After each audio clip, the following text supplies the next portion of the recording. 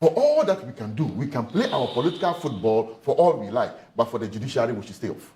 Because it is the bastion of our democracy. It is the bulwark of rule of law. When you pick Article 125 of the Constitution, it tells you that justice emanates from the people. Justice emanates from the people. And it is entrusted to the judiciary to administer. And the judiciary is not subject to anyone, not the parliament, not the executive, but only to the 1992 Constitution. Today, as we speak, we don't have a substantive Chief Justice. We have an acting Chief Justice. For whatever it looks, the English people will tell you that when it walks like a duck, when it quacks like a duck, when it jumps like a duck, when it sleeps like a duck, when it eats like a duck, it is a duck. What is this duck? The duck is that there's a whole shenanigan to remove particularly Justice Tokono as Chief Justice. And also intimidate the judiciary and succumb them to whatever political, whimsical interest there is. There's this, belief that John Dramani Mahama wants a third term, His Excellency the President wants a third term as President, and therefore the political construction of it is what is taking shape, that remove the Chief Justice, pack the court with some favorable judges as you deem, go and remove the EC, because they themselves have told us that as to the EC, she's a goner. They will remove her as well. Go for interpretation of Article 66 or so, to allow for the president, to seek a third term in office, or, engineer some referendum of a sort where the Electoral Commission now has the ability to, gerrymander, its way through to get this thing passed. Whether it is the case or not, somebody wants a third term, you're power drunk and it's gotten into your head, and we want to even exact a third term agenda.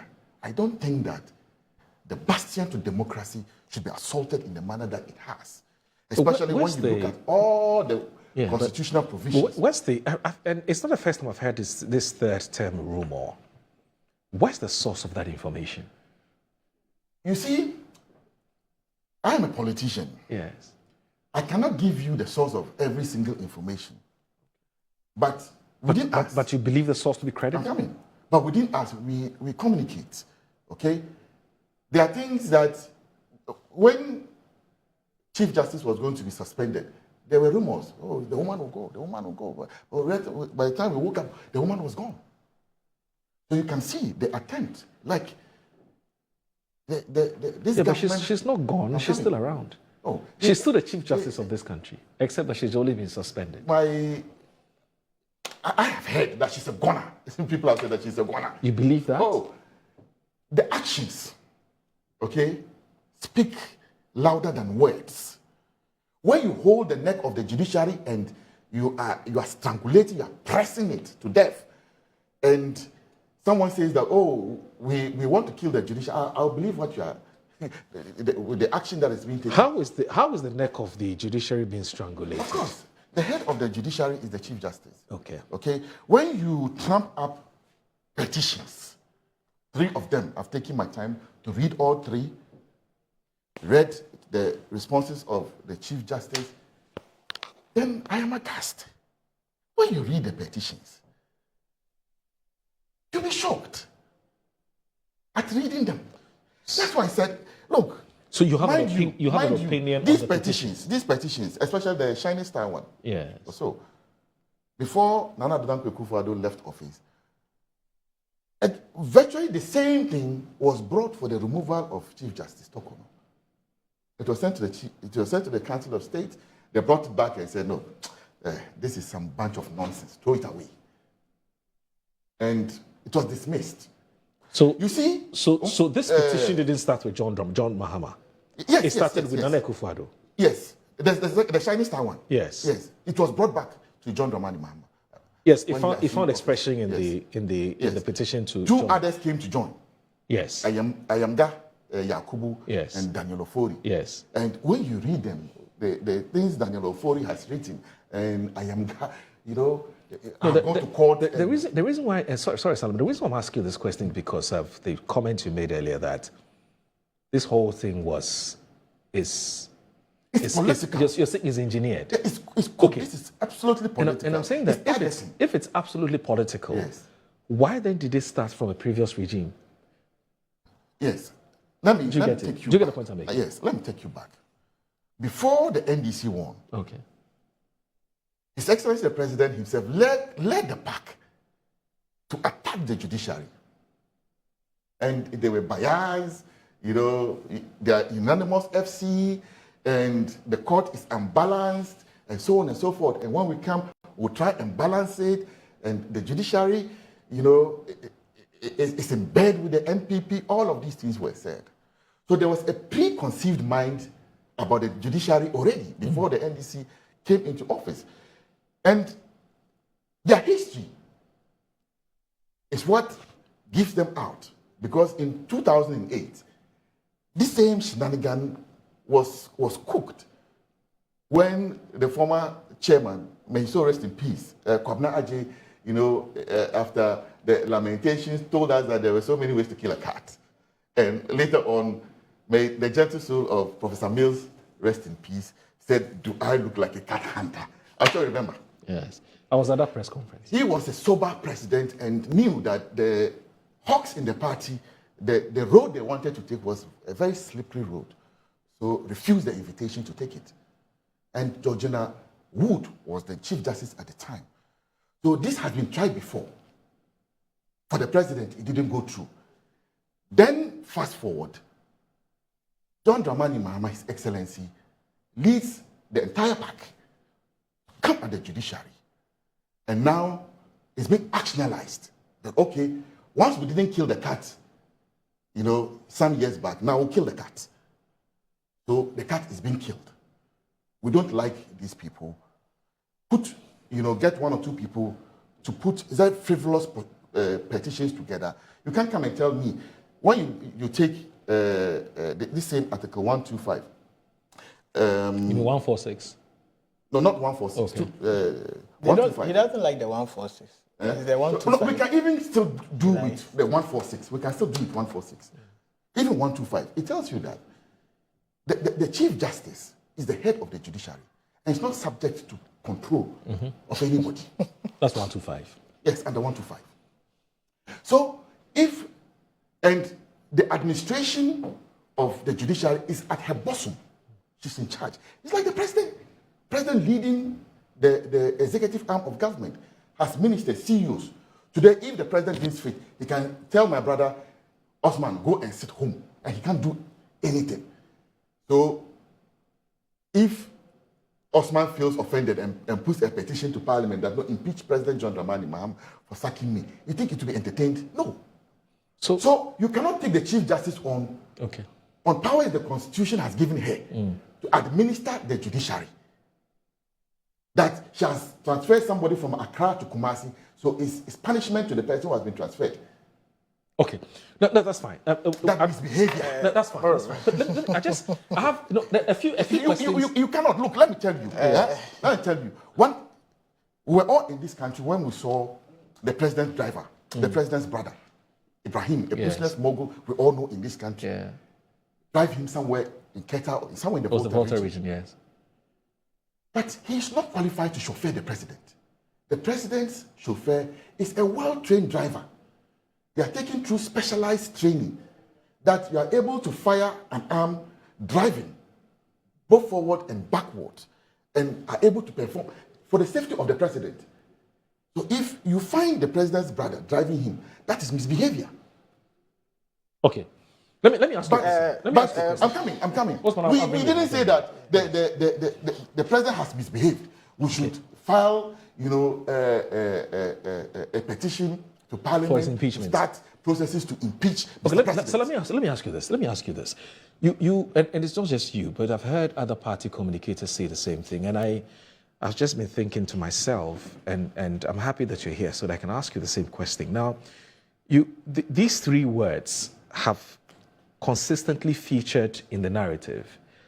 The one is that it's been preconceived. Mm-hmm. Two, it's a calculated attempt to get the CJ out. Yes. The third one is that it's engineered, basically, and it's all politically engineered. Yes. Okay.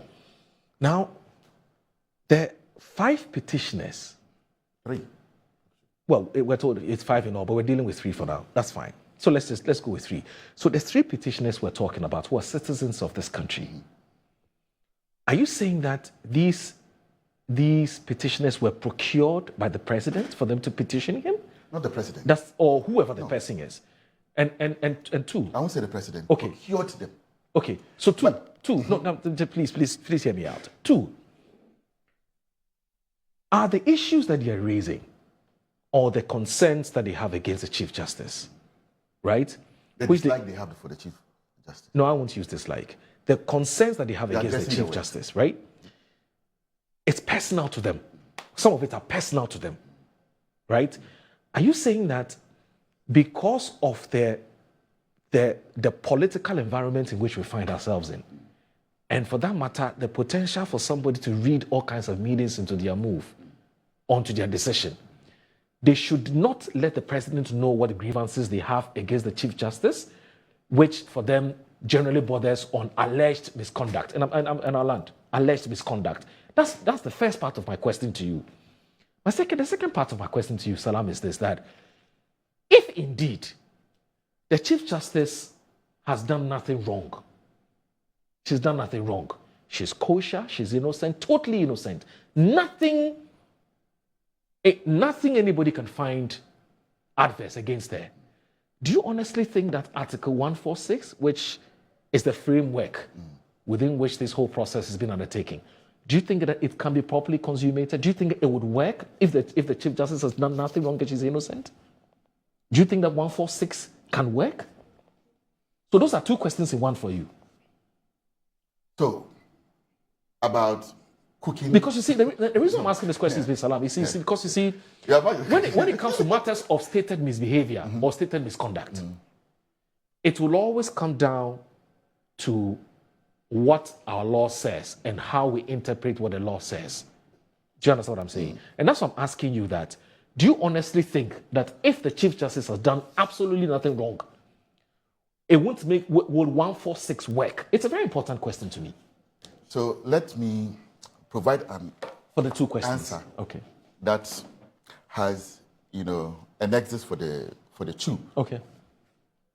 If I had read in the petitions anywhere that there was proof of embezzlement against the Chief Justice, there's no way I would have been on the street. In fact, I would have been loud in support of her going. Oh, you haven't answered my question. I'm coming. I'm giving you an answer. I'm saying that no, if I'm coming. If the basis of the petition, yes. If she had embezzled funds, then we can say that you have misconducted yourself. But does she necessarily have to embezzle funds? Of course. If you steal state funds, that is problematic. If you embezzle funds, if you misappropriate funds, that is a serious offense to state. Because we're all taxpayers here, and taxpayers' monies are what is used to run the state. So to the extent that she embezzles funds, yes, that one is a serious crime against the state. But that's just one. I'm coming. Secondly, if there were any record anywhere provided across board in any of the petitions that she had attempted to overturn justice or procure justice or direct justice or misjustice to anyone, yet again, I would have been against the Professor Kweku has been saying this time and time and again. You understand? Yes, Professor Kweku, he disagrees with you. But none of it is the case, is the cause for her suspension, her sacking, and anything. It's because someone says, I went to court and she was not friendly.